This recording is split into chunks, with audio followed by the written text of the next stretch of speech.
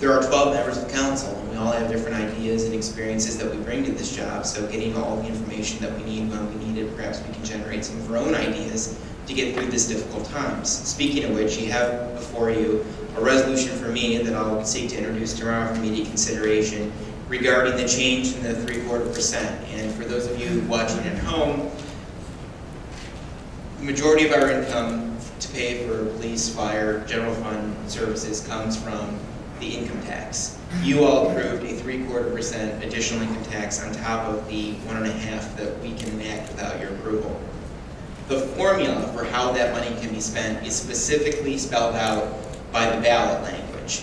And the Think Bar administration specifically wanted more of that money to be spent on capital improvement programs when you all approved it back in March.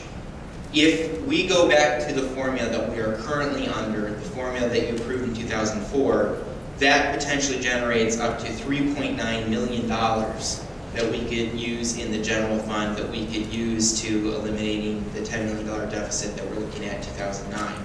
So for my colleagues, what you have before you is a resolution committing to using, if the voters approve, changing the formula back to what it was in 2000, or back to what it, basically the spirit of what it was in 2004. This is $3.9 million that we can use to balance the budget without raising your taxes. This would not be an increase in taxes. Keep in mind, this would be less money that we could spend on capital improvement projects. A sort of immediate knee-jerk response to this proposal that's come out of the Think Bar administration is, well, that's going to mean less money for streets. Not necessarily at all. Council's already approved $8 million for street restructuring that's part of a match program that's going to double or triple that amount of money. So don't think this is about eliminating street repaving.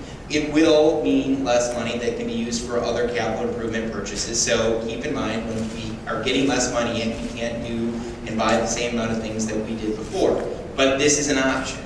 And if you approve it, it's going to be on the ballot in September. This is perhaps a way we can balance the general fund without having to raise taxes. And I would encourage my colleagues to support this resolution as opposed to raising taxes at this point. And maybe later on down the line, we're going to look at other options in addition to this, but I think this is a less painful way during this recession and hard economic times to balance the general fund and maintain public safety rather than raising taxes. So I'll be introducing this on Tuesday. If you support it, keep in mind that we will need to earmark the $3.9 million out of the CIP plan whenever the administration presents it. I would fully expect, well, I shouldn't say I fully expect, it's possible that the mayor, who may not like this plan, would present a CIP plan spending the $3.9 million.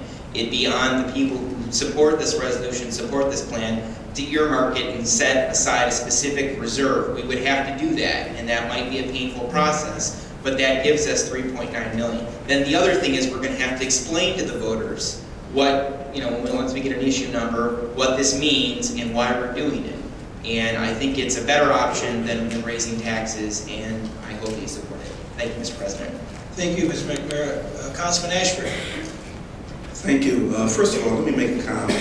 According to the rules of council or the charter, Mr. President, you cannot limit a colleague on what they talk about. Mr. Collins can discuss anything he wants, even criticizing the mayor, and he has that right. And even though Mr. Collins and I have disagreed sometimes on what he said, I still respect the right that he has the opportunity to say it. That's first. Second of all, for those folks who are here for the first time, I need to apologize to you because there is no written rule in the handbook that limits you, a taxpayer, to a 3-minute conversation. You pay our bills, you should have the right to talk as long as you want. To the administration, according to your plan, you're supposed to bring in an estimate of $6.1 million for new revenue. Are we talking about effective for 09? Councilman, that 09 is projected at $5 million because it won't be for a full year. Wait, okay, great. Our deficit in 08 was how much now? I believe at Thursday's Finance Committee meeting, I believe we projected it to be